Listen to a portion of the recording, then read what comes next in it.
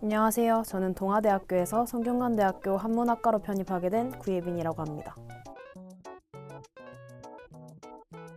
저는 김영 편입 부산 캠퍼스에서 1년 6개월 동안 공부하였습니다.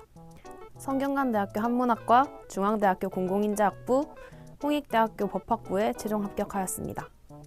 합격을 축하드립니다. 일단 너무 좋고요.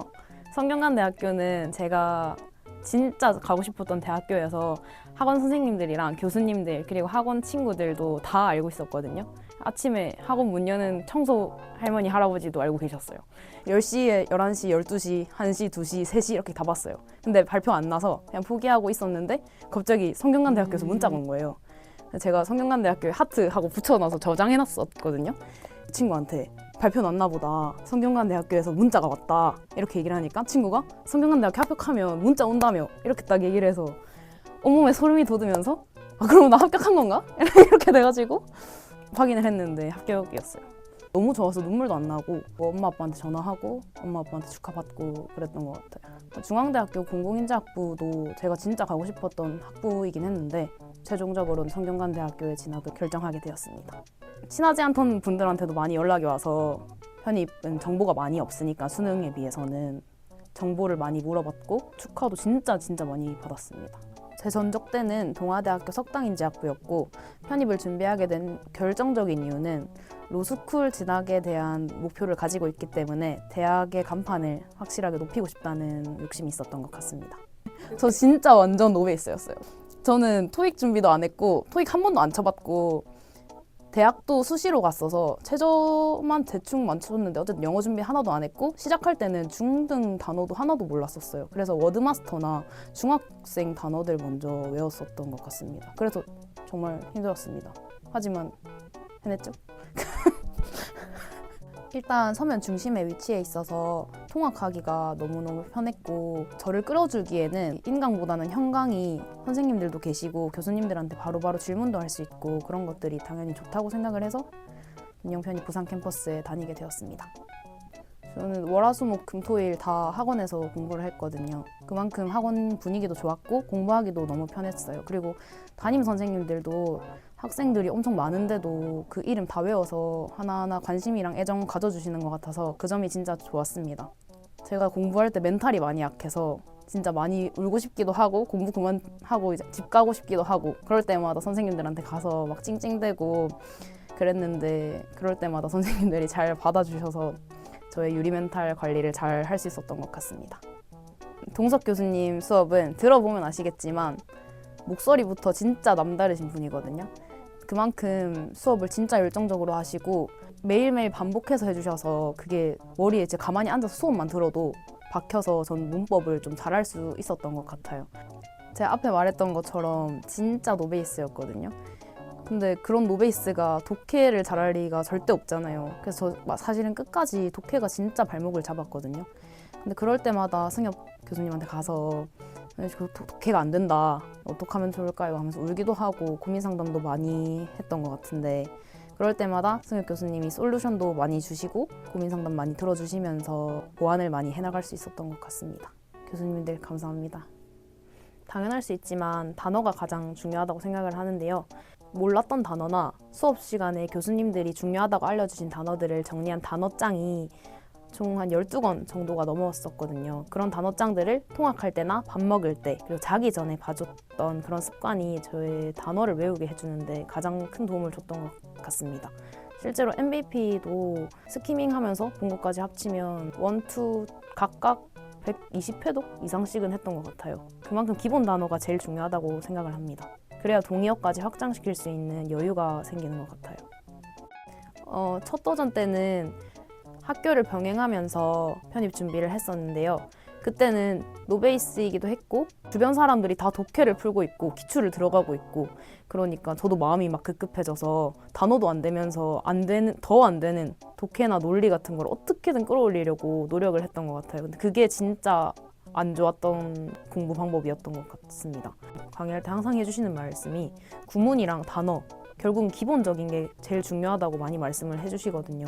근데 첫 도전 때는 그걸 들었을 때도 그냥 그렇게 중요한가, 그래도 독해 문제를 많이 풀어야지, 기출을 많이 풀어야지 이 생각을 했었고, 올해는 실제로 데이고 왔으니까 아, 단어가 진짜 중요하구나, 구문이 진짜 중요하구나 해서 단어 공부를 하는데, 일단 상반기에는 진짜 MBP를 하루에 6시간씩은 봐줬고, 아무리 공부하기 싫은 날이라도 단어를 4시간 이상씩은 봐주고 좀 쉬었던 것 같습니다.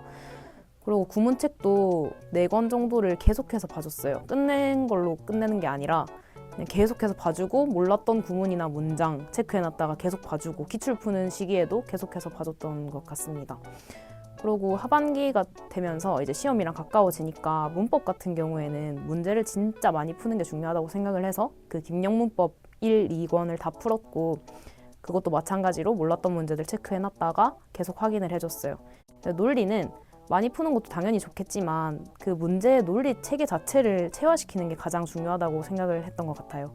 그래서 김영논리 1만 풀고 그거에서 어려웠던 문제나 아니면 논리가 너무 좋았던 그런 문제들을 모아서 계속해서 기출 푸는 시기에도 봐줬던 게 도움이 많이 됐던 것 같습니다. 8월부터 시작해서 기출을 풀어주기 시작했던 것 같습니다. 편입은 수능과 다르게 학교마다 문제수, 유형, 그리고 시험 시간이 다 다르기 때문에 그 학교의 기출을 몸에 익히는 게 진짜 제일 중요하다고 생각을 했고요. 하나를 풀더라도 어떻게 그걸 틀렸는지, 그 문제를 맞췄을 때는 어떤 생각을 했기 때문에 맞췄는지, 그 답을 도출해냈는지까지의 사고 과정을 한 번 더 되새기는 그런 과정을 많이 거쳤던 것 같고, 오답노트나 예쁘게 꾸민다고 막 정리한다고 시간 쓰거나 그러는 게 아니라 조금 더 효율적으로 저만의 노트 정리 방법을 만들어서 그냥 시험지에 오답을 정리를 하고 여러 번 보려고 정리를 해두고 그랬던 것 같습니다. 그리고 마지막에 시험을 치러 서울에 갔던 한 달 동안은 첫 시험이 시작될 때부터 끝나는 날까지 제가 MBP 1이랑 2를 각각 40회독씩 해줬거든요. 그러니까 거의 하루에 한 1회독씩은 해줬어요. 그게 저도 모르게 많은 도움을 줬지 않을까 싶습니다. 기초적인 단어들을 안 틀리는 게 제일 중요하다고 생각을 했어요. 저는 사실 기출을 2바퀴씩 돌렸거든요. 한 8월부터 11월 정도까지 한 바퀴를 다 돌렸고, 그 뒤로 한 12월부터 시험 치면서는 그 풀었던 거 다시 다 프린트를 해서 다시 다 풀고, 그러고 연도를 계속 낮춰가면서 안 풀었던 기출까지 풀어줬어요. 근데 하루에 솔직히 한 4개까지도 풀어는 봤는데 한 2개가 적당한 것 같고, 2개를 풀되 하나를 풀고 학습하는 시간을 한 2시간으로 딱 적당히 조절을 해서 정해놓고 해야 하는 것 같습니다. 시험장 가서 시험 치기 전까지의 시뮬레이션을 머릿속으로 여러 번 돌려요. 그러고 나서는 지금까지 풀어왔던 그 해당 대학교 기출 문제들을 전체적으로 한 바퀴 훑으면서 시험 직전에 봐야 할 부분이나 문제들을 정리를 해둡니다. 시험 당일에는 자고 일어나서 그 전날에 여러 번 돌렸던 시뮬레이션을 한 번 더 돌려주고, 표시해뒀던 문제를 한 번 확인하고 시험장 가서도 그 표시해뒀던 문제들을 한 번 더 확인한 다음 시험을 치는 루틴을 가졌습니다. 이런 작은 루틴을 만들어 놓은 것 덕분에 시험장에서의 긴장을 더는데 많은 도움을 받았던 것 같습니다. 저는 학업 계획서를 준비할 때 이번에 학원에서 나눠주셨던 그 서류 면접 가이드북과 챗GPT 유료 버전을 정말 많이 활용해서 도움을 받았던 것 같습니다. 학원에 면접 기출 자료들이 많거든요. 그런 것들을 학원에서 받아가서 참고를 해서 대본을 준비를 하기는 했는데, 적당히 외운 다음에는 그 유튜브에 면접 준비하는 영상, 면접자들 봐야 하는 추천 영상, 그런 걸 다 찾아봤어요. 다 공통적으로 해주시는 말씀이 면접관님이 나를 뽑으러 나오신 거지 겁주려고 나오신 게 아니다. 그러니까 겁먹고 머릿속으로 계산하는 티 내지 말고 대화하고 웃으면서 잘하고 나와라, 이런 내용이었어서 그거를 잘 새긴 후에 면접 영상 연습해서 많이 찍기도 하고, 당일날 아침에는 일어나서 그래서 풀린 마음으로 잘 보고 왔던 것 같습니다. 일단 제가 공공정책학 전공이었었거든요, 전적대에서. 그래서 그게 어떤 건지 설명을 해달라고 하셨고, 한국사 능력 검정 시험 1급 자격증이 있었어요. 그래서 그거를 어떻게 취득을 하셨냐, 관심이 없는 거면 취득할 수가 없는데, 마지막에 좀 합격할 수도 있겠다 라는 생각이 들었던 질문은 두 번째 대학생활인데 어떻게 즐기고 싶냐, 라고 딱 질문을 해주셨거든요.